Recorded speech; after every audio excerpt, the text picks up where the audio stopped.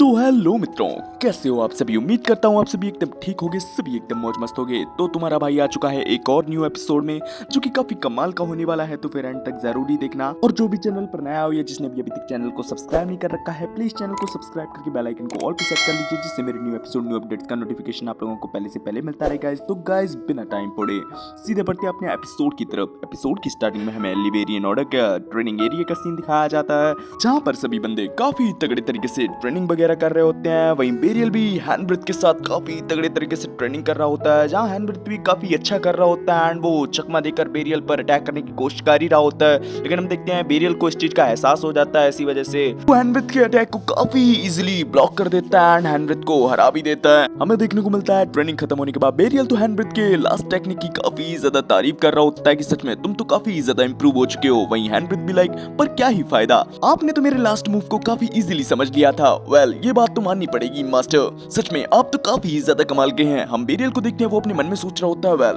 हैंडब्रिथ के जवानी के जोश को देखकर सच में मुझे काफी खुशी होती है एंड इसके इंस्ट्रक्टर के रूप में मुझे भी और मेहनत करने का मन करता है। सच में मुझे तो काफी अच्छे स्टूडेंट्स मिले हैं। दूसरी तरफ इन लोगों की नजर कुरोनी पर जाती है, वो भी काफी तगड़े तरीके से अपनी लॉन्ग स्वॉर्ड की प्रैक्टिस कर रही होती है। हमें देखने को मिलता है हैंडब्रिथ भी तारीफ करता है कि सच में जब से इसको लॉन्ग स्वॉर्ड मिली है तब से ये और भी ज्यादा मेहनत करने लगी है। बेरियल भी लाइक हाँ तुमने सही कहा, क्योंकि लॉन्ग स्वॉर्ड ही इसके लिए एकदम परफेक्ट है। तभी हैंडब्रिथ बोलता है वेल जितने ज्यादा स्ट्रॉन्ग लोग हमारे ऑर्डर में होंगे उतना ही हमारे लिए बढ़िया रहेगा। वहीं बेरियल भी लाइक क्या कोई बात वगैरह है क्या। हैंडब्रिथ बताता है हाँ दरअसल डार्क हैंड ऑफ ट्विलाइट नाम का एक चोरों का ग्रुप कैपिटल में हाल ही में काफी लफड़ा कर रहा है। इसी की जांच के लिए हम लोग भी रॉयल गार्ड्स की मदद वगैरह कर रहे हैं। हम बेरियल को देखते हैं, वो तो अपने मन में सोच रहा होता है well dark hand of Twilight, यार ये नाम ही कितना डरावना है। तभी हैंडब्रिथ बोलता है बस एक बार इन बंदों का ठिकाना मिल जाने दो, फिर तो घर में घुस कर दबोचेंगे। वेल आप तो हमारे इंस्ट्रक्टर हैं, मैं चाहूंगा कि आप हम लोगों को इसी तरीके से स्ट्रॉन्ग बनाने में मदद करें, बाकी सब तो हम देख लेंगे। वहीं बेरियल भी लाइक यार मैं भी यही चाहता हूँ कि तुम ही लोग सब कुछ देख लो यार, मैंने कुछ करने की जरूरत ही ना पड़े। तभी हम देखते हैं वो उसी कल वाली मिस्टीरियस लेडी की रिंग को निकाल लेता है एंड जैसे ही कुछ बोलने वाला होता है तभी कुरुनी बोलती है सच में यार ये रिंग तो काफी ज्यादा कमाल की लग रही है। हैंडब्रिथ भी बोलता है मास्टर मैंने नहीं लगा था कि आप इस टाइप के आदमी निकलोगे। वेल इन फ्यूचर अगर मेरी कोई गर्लफ्रेंड बनती है तो मैं आपसे ही सजेशन लेने आऊंगा उसे गिफ्ट देने के लिए। कुरुनी भी बोलती है वेल मास्टर क्या आपने इसे हमारी कमांडो को गिफ्ट करने के लिए परचेस किया है। हम देखते हैं इस चीज को सुनकर तो बेचारा बेरियल भी कुछ नहीं बोल पाता कि भाई आखिर तुम लोग ये क्या मेरे बारे में सोच रहे हो। अगले सीन में दिखाया जाता है कि बेरियल ने सभी बातों को इन दोनों को बता दिया होता है कि कैसे एक मिस्टीरियस सी लेडी इसका वॉलेट चोरी करने की कोशिश कर रही होती है एंड इसने तो उस लेडी को पकड़ भी लिया होता है, बट वो अपने मैजिक का यूज करके भाग चुकी होती है एंड ये रिंग ही बस उसकी बची होती है। कुरुनी को देखते हैं, वो तो उस रिंग को काफी ध्यान से देख रही होती है एंड बोल रही होती है वेल मैं तो ये सोचकर ही काफी हैरान हो रही हूँ कि अगर तुम एक मैजिशियन हो तो आखिर तुम्हें जेब कतरी बनने की जरूरत आखिर काय को ही पड़ रही है। तभी हैंडब्रिथ भी बोलता है हाँ मैजिक का यूज कर पाना एक काफी ज्यादा रेयर टैलेंट है, अगर तुम कोई से भी मैजिक इंस्टीट्यूट को ज्वाइन कर लेते हो तो लगभग तुम्हारी जिंदगी सेट हो जाती है। रवि के लिए इस रिंग को देखते हुए मैं इतना कह सकता हूँ जैसा कि आपने बताया कि वो लेडी एक थीप थी एंड मुझे लगता है ये रिंग भी चोरी की होगी। कुरुनी पूछती है तो अब आप क्या करने वाले हो मास्टर। मास्टर भी लाइक वेल मैं इसको लॉस्ट प्रॉपर्टी के तौर पर दर्ज करवाऊंगा एंड जिसकी भी ये रिंग होगी उसको दिलवाने की मैं कोशिश करूंगा। हैंडब्रिथ बोलता है सच में आपके तो काफी अच्छे विचार हैं, तो फिर आपको ऑर्डर के रिसेप्शन डेस्क पर जाकर इसको जमा कर देना चाहिए एंड जो भी इसका रियल ओनर होगा वो आकर इसको ले सकता है। हमें देखने को मिलता है बेरियल भी थैंक्स बोलकर वहाँ से ऑर्डर के रिसेप्शन डेस्क की तरफ चला जाता है एंड वहाँ पर रिंग को दर्ज करवा कर वहाँ से निकल जाता है। हमें देखने को मिलता है बेरियल तो काफी खुश लग रहा होता है। तभी वो सिटी से होते हुए अपने होटल की तरफ जा ही रहा होता है, तभी उसे रास्ते में काफी सारे रेंटल हाउस के बोर्ड्स वगैरह देखने को मिलते हैं, जिसे देखकर वो अपने मन में सोचने लगता है वेल अब मैं होटल में रह कर पक चुका हूँ, अब मैंने एक रेंटल हाउस तो ले ही लेना चाहिए, लेकिन यार इनकी कीमत तो कुछ ज्यादा ही है यार। लेकिन तभी हम देखते हैं उसी मिस्टीरियस लेडी को जो कि आसपास की सड़कों पर अपनी उसी रिंग को ढूंढ रही होती है। हम देखते हैं बेरियल की भी नजर उस पर पड़ जाती है। हमें देखने को मिलता है बेरियल भी अचानक से उसके सामने आ जाता है एंड बोलता है वेल क्या तुम अपनी कुछ एसेसरीज वगैरह को ढूंढ रही हो। हम देखते हैं स्टार्टिंग में तो वो लेडी अचानक से बेरियल के सामने आ जाने से काफी डर चुकी होती है, लेकिन तभी वो बेरियल पर अटैक कर देती है एंड बोलने लगती है वेल मेरी बोरिंग मैनू वापस कर। हम देखते हैं बेरियल भी तमाशा खड़ा नहीं करना चाह रहा होता है, इसी वजह से वो दोनों साइड में आ जाते हैं। बेरियल उसे बता रहा होता है वेल मैंने तो उस रिंग को हेडक्वार्टर में जमा कर दिया है, लेकिन अभी के लिए मुझे ये जानना जरूरी है क्या वो रिंग चोरी की थी। वो लेडी भी बताती है नहीं ऐसा कुछ नहीं था, वो रिंग मेरी थी। बेरियल बोलता है चलो ठीक है, ये चीज सुनकर मुझे खुशी हुई, बस मैं यही कंफर्म करना चाहता था। वेल चलो अगर तुम अकेली जाओगी तो फिर तुम्हें काफी सारे प्रोसेस को फॉलो करना पड़ेगा पड़ेगा, बट मैंने ही रिंग को जमा किया है एंड मैं तुम्हें काफी इजीली वो रिंग दिलवा सकता हूँ। हमें देखने को मिलता है वो लेडी भी ना चाहते हुए बेरियल का पीछा करने लगती है, बट वो अभी भी काफी एटीट्यूड में होती है एंड उसके एटीट्यूड को देखकर बेरियल भी अपने मन में सोचने लगता है, सच में यार मैं अपने डोजो में काफी सारे शैतान बच्चों को पढ़ा चुका हूँ, लेकिन यार इस जितनी शैतान तो मैंने आज तक नहीं देखी। हमें देखने को मिलता है रास्ते में बेरियल इसका नाम पूछने की भी कोशिश करने लगता है, बट हमें देखने को मिलता है वो लेडी तो सही तरीके से कुछ जवाब ही नहीं दे रही होती। बेरियल उसे सजेशन भी देता है, वेल जो तुम कर रही हो वो बिल्कुल गलत है, तुम्हें ऐसा नहीं करना चाहिए। हम देखते हैं इस चीज को सुनकर तो वो लेडी भी अपना मुंह साइड में फेर लेती है। बेरियल के मन में चल रहा होता है, वेल इस लड़की को सही और गलत का पता है एंड ये भी जानती है ये जो कर रही है वो गलत है, लेकिन फिर भी ये इस काम को कर रही है, इसका मतलब इसकी कोई ना कोई तो मजबूरी जरूरी होगी। हमें देखने को मिलता है फाइनली ऑर्डर से बेरियल ने उस रिंग को ले लिया होता है। हमें देखने को मिलता है वो लेडी तो बेरियल से उस रिंग को छीनने की भी कोशिश करने लगती है, लेकिन हम देखते हैं बेरियल उस रिंग को उस लेडी को नहीं देता एंड बोलता है, वेल इतनी जल्दी क्या है, पहले कुछ बात कर लेते हैं। हमें देखने को मिलता है इतने में वहाँ पर एलिशिया भी आ जाती है, जो कि अपने मास्टर को एक लड़की के साथ देखकर कुछ गलत ही समझ लेती है। वो बोलती है, मास्टर अब ये मत कहना ये आपकी बेटी वगैरह है। भाई बेरियल भी लाइक, अबे बेवकूफ, जैसा तू सोच रही है वैसा बिल्कुल भी नहीं है। तभी अगले सीन में हम देखते हैं ये लोग बात वगैरह करने के लिए ऑर्डर के अंदर आ चुके होते हैं एंड बेरियल ने सभी बातों को एलिशिया को भी बता दिया होता है। एलिशिया बोल रही होती है, अच्छा मास्टर यानी सिचुएशन समझ में आ चुकी है, वेल अब आगे आप क्या करने वाले हो। लेकिन तभी बेरियल बोल पाता उससे पहले ही वो लेडी बोल पड़ती है, वेल तुम लोग मेरा कुछ नहीं बिगाड़ सकते जब तक मैं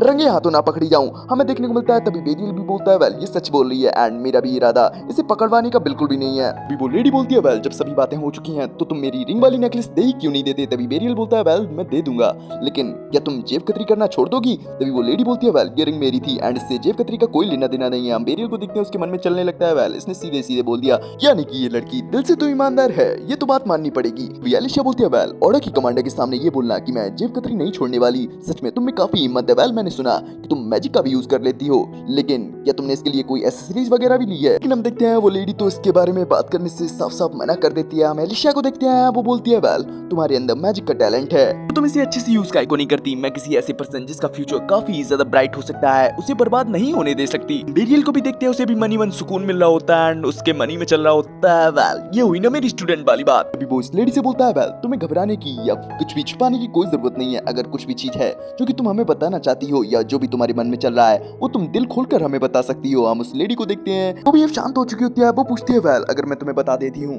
तो तुम मेरा नेकलेस मैनू दे दोगे ना। बेरियल भी लाइक ओके ओके मैं दे दूंगा। तभी वो लेडी बताती है, वेल मैनू 5 मिलियन चाहिए, जिसको अगर मैं अपने बॉस को दे देती हूँ तो वो अपने मैजिक का यूज करके मेरी बहन को वापस जिंदा कर देंगे। तभी बेरियल भी लाइक सच में ये तो कुछ ज्यादा ही बड़ा अमाउंट है। तभी वो लेडी भी बोलती है, हाँ इसी वजह से ना ही तो मेरे पास वक्त था और ना ही मेरे पास पैसे, इसी वजह से मुझे इस रास्ते को अपनाना पड़ा। बेरियल अपने मन में सोच रहा होता है, वेल मरे हुए को जिंदा करना ये कोई हलवा थोड़ी ना है, जरूर कोई इसे धोखा दे रहा है। तभी हमें देखने को मिलता है वहाँ से एलिशिया भी जाने लगती है एंड बोलती है, वेल मैं अभी आती हूँ। हमें देखने को मिलता है वहाँ पर बेरियल एंड वही लेडी बचे होते हैं। हमें देखने को मिलता है उस लेडी ने तो सामने स्नैक्स वगैरह भी रखे होते हैं, कुछ भी नहीं खाया होता। बेरियल उसे खाने का ऑफर भी देता है, लेकिन हम देखते हैं वो तो काफी ज्यादा एटीट्यूड में होती है। लेकिन हमें देखने को मिलता है तुरंत ही उसके पेट से आवाज वगैरह आने लगती है। बेरियल को भी पता चल चुका होता है कि वेल ये खुद को रोकने की कोशिश कर रही है, इसी वजह से वो भी थोड़ी देर के लिए बाहर चला जाता है। हमें देखने को मिलता है जैसे ही बेरियल वहां से बाहर जाता है वो भी खाने पे टूट पड़ती है। हमें देखने को मिलता है वो तो दबा कर खा रही होती है एंड थोड़ी देर में बेरियल भी वहां आ चुका होता है। अब तो वो बेरियल के सामने भी दबा कर खा रही होती है। बेरियल उससे बोल रहा होता है, वेल सच में हम लोगों की पहली मुलाकात कुछ ज्यादा ही अजीब थी। तुम मेरा वॉलेट चुराने की कोशिश कर रही थी, लेकिन मैंने तुम्हारी आंखों में देखा था तुम इस चीज से बिल्कुल भी खुश नहीं थी। वेल मैंने बिल्कुल भी उम्मीद नहीं थी कि इतने बड़े शहर में हम लोग फिर से मिल पाएंगे। वेल मेरा नाम बेरियल ग्रेडिनेंट है, क्या अब भी तुम अपने बारे में बताना पसंद नहीं करोगी। हम देखते हैं अब वो लेडी भी अपना नाम बता देती है। वो लेडी अपना नाम मेवी फ्रेया बताती है। हमें देखने को मिलता है बेरियल एंड मेवी के दरमियान इसी तरीके से हल्की फुल्की बातें थोड़ी देर इसी तरीके से चलती हैं एंड थोड़ी देर में बेरियल उसके नेकलेस को मेवी को दे देता है। हमें देखने को मिलता है नेकलेस पाकर अब मेवी वहां से जाने ही वाली होती है।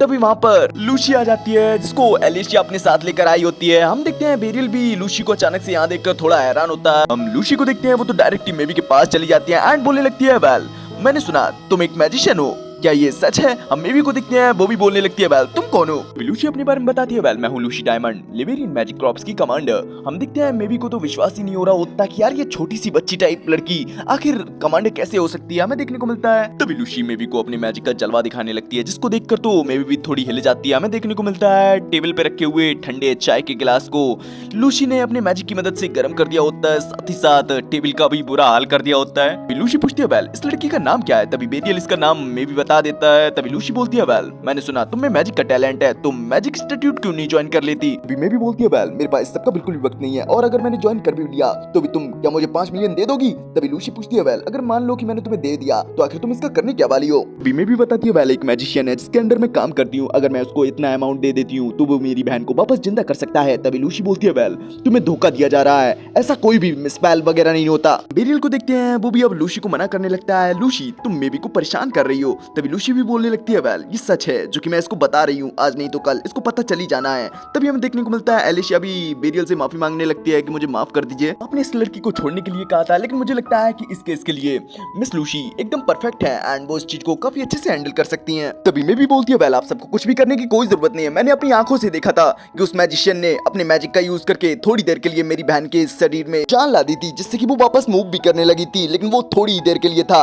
उस बंदे ने बोला कि अगर मुझे इसे पूरी तरीके से ठीक कराना है तो मुझे उसे 5 मिलियन देने पड़ेंगे। देखते हैं इस चीज को सुनकर तो लूसी को भी गुस्सा आने लगता है, वो बोलती है वेल ये सच में काफी ज्यादा बेहुदा है, वेल ऐसा कोई मैजिक होता ही नहीं है जो कि मरे हुए को जिंदा कर सके, लेकिन ऑफ कोर्स ये चीज तुम्हारे ऊपर ही है कि आखिर तुम्हें विश्वास किस पर करना है, उस बंदे पर जिसने तुम्हें चोरी करने पर मजबूर कर दिया या फिर उस बंदे पर जिसने बचपन से ही मैजिक की पढ़ाई की है। वेल यहाँ वो खुद के बारे में बोल रही होती है, वो ये भी बोलती है वेल अगर तुम्हें पता चले कि वो बंदा झूठ बोल रहा था इसका मतलब उसने तुम्हारे जज्बातों एंड तुम्हारी बहन के शरीर के साथ खिलवाड़ की है, तो क्या तुम उस बंदे को माफ कर दोगी। मे बी लाइक मैं उसको बिल्कुल भी माफ नहीं करूंगी। तभी लूसी बोलती है चलो ठीक है मैंने फैसला कर लिया है, मैं ये साबित करूंगी कि वो बंदा झूठ बोल रहा है एंड अगर मैं ऐसा नहीं कर पाती हूँ तो जो तुम 5 मिलियन मांग रही थी वो मैं खुद की तरफ से दूंगी। हमें देखने को मिलता है मे बी उस बंदे का नाम ट्विलाइट बता देती है, जिस चीज को सुनकर तो सभी बंदे काफी ज्यादा हैरान हो जाते हैं, वो अपने मन में सोच रहे होते हैं वेल कहीं ये डार्क हेड ऑफ ट्विलाइट का कहीं हेड वगैरह तो नहीं। मैं देखने को मिलता है लूसी तो इस केस को सॉल्व करने के लिए अभी के अभी यहाँ से निकलने लगती है। तभी एलिशिया भी बोलती है वेल मैं भी तुम्हारे साथ आती हूँ। हम देखते हैं लूसी तो साफ साफ मना कर देती है, वो बोलती है वेल शहर में काफी सारे नाइट्स पहले से ही तैनात रहते हैं एंड अगर तुम भी हमारे साथ आओगी तो इससे काफी लफड़ा भी हो सकता है।